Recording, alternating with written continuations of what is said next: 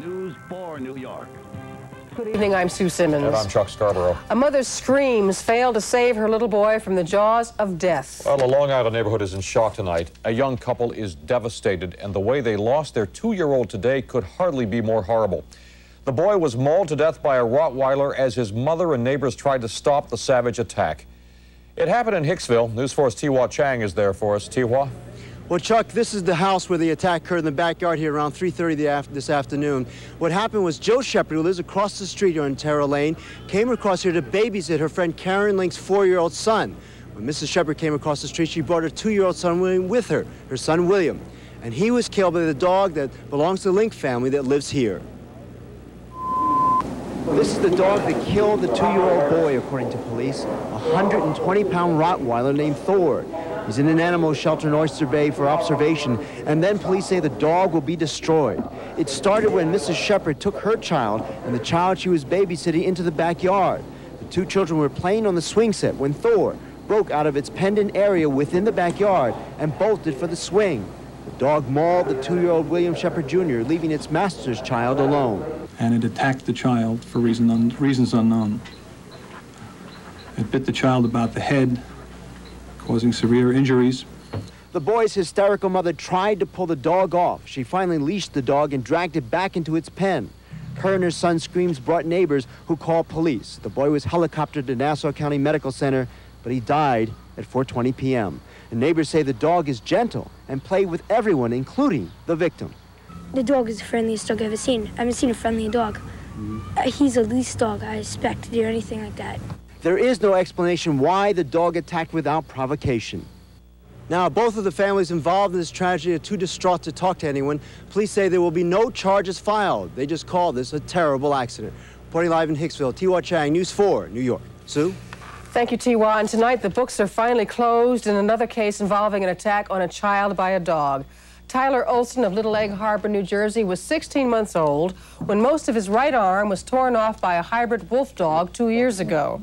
Well, tonight, the boy's family reached an $850,000 settlement with the child's babysitter and the animal's owners and breeders. The boy was attacked when he reached through a fence in his babysitter's yard. Tonight, 2 Mount Vernon teenagers are charged with murdering a young architect for his wallet just as his promising career was taking off. Patrick Corvo was killed exactly 1 month ago. The 27-year-old had been out celebrating a major milestone, getting his architect's license with a big Manhattan firm. He was jumped and stabbed while he was walking home from the Mount Vernon train station. He had just 3 months prior to being killed, moved into his own apartment just a few blocks from here. And he was looking forward to getting on with his life. He had a girlfriend he was seeing for a while. He basically just had his whole life ahead of him. The suspects accused of killing Corvo are 14 and 15 years old. Well, don't drink the water, boil it first. That's the advice tonight for residents of some sections of Bay Ridge, Brooklyn. Health officials say the tap water there contains bacteria. Dave Browdy joins us live from Bay Ridge with an update. Dave? Well, Sue, we're here at 94th and 3rd Avenue in Bay Ridge, where behind me you can see a 7,200-gallon truck. And at that truck all night, residents of Bay Ridge have been getting water. It's the only water that they can drink here that you don't have to boil first. Teresa Eiselman is boiling her drinking water. She's just one of the Bay Ridge residents who came home to find one of these notices on the door. A notice warning that it isn't safe to drink the water here until you boil it. City officials say the problem was a valve in the wrong position here at 4th Avenue and 90th Street. The only solution, to flush out the entire system. That's going on now all over Bay Ridge. The biggest question here, what happens if you've already been drinking tainted water? Depending on your health regime, you could get some kind of intestinal symptoms, diarrhea, vomiting, those kinds of things. But in the normal healthy person, depending again on a lot of variables, in all likelihood you would notice it. Plus, my whole building is shut down. We have no water. All over Bay Ridge, people are naturally concerned, and though the city says it has no evidence that anyone has been made ill by the water, we've heard something different. But I put 2 and 2 together because I had migraines all week, and I had diarrhea. So did my daughter. We both had stomach problems. I was getting dizzy the other night. I had the runs and everything, and I thought maybe because I was overweight. And now I find out it's a water problem. Now I know why I was sick. The technical problem with the water is something called E. coli bacteria. That's usually associated with animal wastes or some form of waste getting into the water. The folks here say that all you have to do to get rid of it, if you think there might be a problem, is boil the water for 2 to 3 minutes before you drink it. Or, of course, you can come out and find one of these trucks that are all over Bay Ridge and get your water here. Reporting live from Bay Ridge, Brooklyn, I'm Dave Browdy, News 4. Now back to you in the studio. Chuck? Dave, thank you. In one New Jersey community tonight, parents wonder if there's cause for concern about a potentially deadly strain of meningitis. One student in North Bergen High School is hospitalized with that disease in guarded condition. He fell earlier this week. And a memo was quickly sent to students and to school employees advising them to seek early treatment if they had any close contact with the teenager. Thank you. Any problem? We had developed an action plan of immediate communication with our entire student body, knowing that the young man involved was a very active junior here in the school. 2 capsules every 12 hours. And about 30 students and teachers are now taking a drug to prevent meningitis. About 30 students and teachers are now taking a drug to prevent meningitis. Well, there are some signs of hope tonight for a Long Island boy who remains in a coma after receiving anesthesia while in the dentist chair. Doctors at North Shore University Hospital say a 6-year-old, Mark Bistany, had shown some improvement. The child's parents have been keeping a vigil at the boy's bedside, kissing and hugging him, trying to wake him up. Occasionally, he does open his eyes and look around. That's been the level of the response at this time. Mark mysteriously fell unconscious at his dentist's office Wednesday after having his tooth pulled while under anesthesia. And tonight, police are still trying to notify the family of a man who died this morning in a terrible bus lane crash. The driver was killed when he collided head-on with a bus on the Long Island Expressway. 8 bus riders were hurt. Police say the car was in the right-hand lane behind a tractor-trailer, past the trailer on the shoulder of the road. The trailer then hit the car as it swerved back in front of it, knocking the car into the oncoming bus lane. The accident caused a 6-mile backup. And tonight, a daring highway robbery on the George Washington Bridge. 2 men on a motorcycle pulled up to a toll booth and put a gun in the attendant's face. They made off with better than $4,000. Police found it hard to catch them because the thieves used the motorcycle to weave in and out of traffic. No one was hurt. A microwave oven explodes because of a paper towel. Coming up on News 4, the wild story of a kitchen blast with paper towel as the explosive ingredient. For some, it's a fever that cannot be shaken, casino fever. Our News 4 Extra looks at what the gambling craze could do in New York. And when it comes to hot, this hot shot has a lot of temperatures rising. Catherine Kinley, one-on-one with Charlie Sheen. And does Al have a hot weekend forecast for us? Well, we're not worried about hot shots due. We're worried about hot weather for Quattro.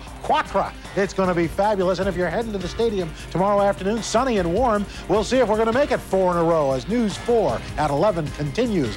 Ooh, s'il vous plaît. Wave proved explosive for a Minnesota woman. Frances Sireny says she covered her food with a paper towel and then put it in the microwave to cook, and before she knew it, kaboom! I set them for 7 minutes. I walked on deck to let my dogs out. I stayed out there with them. The next thing I know, my daughter's telling me she called the fire department. Well, Sireny blames the Bounty brand paper towel she used, but Bounty does have a warning label that says any paper product can burn if used improperly in microwave ovens. Some paper towels are recycled and contain aluminum. Casino gambling, it can be a mixed blessing. It creates jobs and stimulates the local economy, but it also can ruin lives, leading some down a path of destruction. Bruce Lee's story is being banned in Britain. Apparently, the Brits are banning the film because of this scene involving a nunchaku, otherwise known as chucks or nunchucks. It is illegal just to show this weapon, much less carry it in Britain. MCA, the company that distributes the film, says it's ironic they allow machine guns on films in Britain, but not 2 sticks linked by a piece of chain. Well, actor Charlie Sheen is one of the Sheen acting dynasty, a cast list that includes Father Martin Sheen and brother Emilio Estevez. Well, Charlie stars in a new movie called Hot Shots Part 2. It's a screwball comedy, I'm told. And in order to do it, Charlie says he had to make some serious body changes. Catherine Kinley explains. Yes, serious. That's an understatement. You know, the young actor has already had to handle more ups and downs than most people do in a lifetime. And I talked to the actor about some of them. With the help of 20th Century Fox cameras and a crazy movie called Hot Shots Part 2. Kiss me like you've never kissed me before. It's Charlie Sheen like you've never seen him before.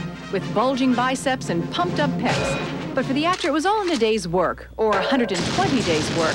He took off to Maui for a 4-month workout blitz of his body that he admitted to me is in pretty bad shape. What do you think when you see your body on the screen? Inspiring as it is, you know, sad. Why is it sad? Well, no, I'm not working out like that anymore because my joints were falling apart. And At what, 27? Your joints are falling apart? well, no, I've got 2 shoulder injuries from playing baseball for 12 years, you know, and everything was starting to collapse. Sheen has played a lot of ball, as featured in some of his films. And although he had a promising career on the diamond, 2 things got in the way. First, overnight movie stardom. It began about 7 years ago with Platoon and was followed by Wall Street. I just bagged the elephant. The second obstacle which stood in the way of his baseball career was a notorious lifestyle in the fast lane, which included an addiction to drugs and alcohol. Today, the actor says he wants it behind him. Not like it used to be. I mean, you know. Rehabilitation going well? Not too bad, yeah. You know, I said, this seems like such old news to me, you know. Charlie says his dad, acclaimed actor Martin Sheen, has had a big influence on the past 2.5 years of his rehabilitation. Today, as the young actor shares his father's dashing good looks, Charlie Sheen is hot. And after about 25 films, he has to deal with being called a sex symbol. Oh, come on. Now, come on, does that bother you? Well, I just want to be a working actor, that's all, you know. I want to do good movies and give good performances.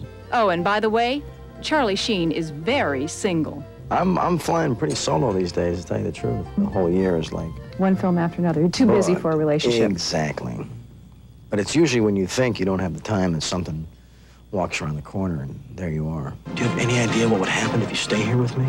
Sex. I would pleasure you at any time in any place for as long as you could possibly desire.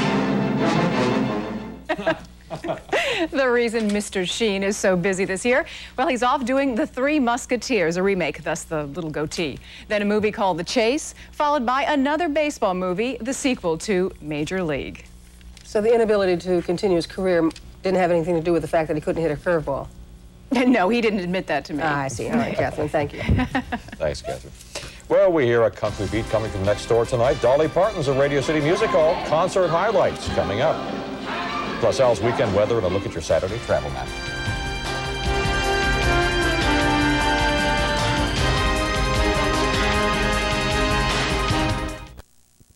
Well, maybe not when you're asleep. No, not when I'm Thank you. The rest of us will be party sleeping. animal But stays up Sue, all night. she has no clock on the weekend. Check it out. Just little numbers. Nothing registers. It's great. 50 degrees, 56 degrees, clear skies right now. Our winds currently coming out of the southeast. And all in all, not too bad to the east at 6 miles per hour. Relative humidity, 69%. Barometer, 29.82, and it's falling. High for the day, 69. Overnight low, 53. There's your sunrise and sunset. Satellite view from space. Oh, we've got a cold front that's going to try to slip through, but until then, we've got a southwesterly flow of air ahead of that, so a fairly nice night tonight. A little chilly north and west with temperatures down into the 40s. Sunshine for most of the day tomorrow, but as this cold front slides slowly into our area, we do look for thickening clouds late in the day. Tomorrow night, when most of us are asleep, we may see a scattered shower or thunderstorm. That'll move through, and then we've got some clear skies coming in for the rest of the weekend. So here's how the forecast shapes up. For tonight, we are looking for clear skies, low to mid-40s north and west, upper 40s to mid-50s everywhere else. Now, for tomorrow morning, lots of sunshine, upper 40s to around 60 degrees as you get closer here into town. Then during the day tomorrow, some high, thin clouds start to filter in and get a little thicker as the day wears on. Right along the shoreline, temperatures in the low 70s. North and west, mid to upper 70s. To here in town, we could even see 80 degrees. And for Sunday, it's the 20th annual United Cerebral Palsy Bike-a-thon. 3 locations in Central Park, also Prospect Park, and in Staten Island. 1-800-GIVE-UCP to call for more information to help bike against cerebral palsy. And as far as the extended outlook is concerned, here's how we shape up on Sunday. After a few late or early morning, very early morning showers Sunday, we're looking for partly sunny skies, 71. Monday, variably cloudy scattered showers, 65. Tuesday, fair, 67. Wednesday, variably cloudy scattered showers, and 65. Early would be like 4 or 5 in the morning. Depends on, yeah, like something like that. I'll be up. I thought so. Yeah. Thank you. Well, New York sports fans are going to be up a long time tonight. They've been sitting on the edges of their seats. Overtime battles for both the Knicks and the Islanders tonight. Len has scores, highlights, big-time personality on his part. Up next. Side Lemieux, Healy robs him with the left hand. good news.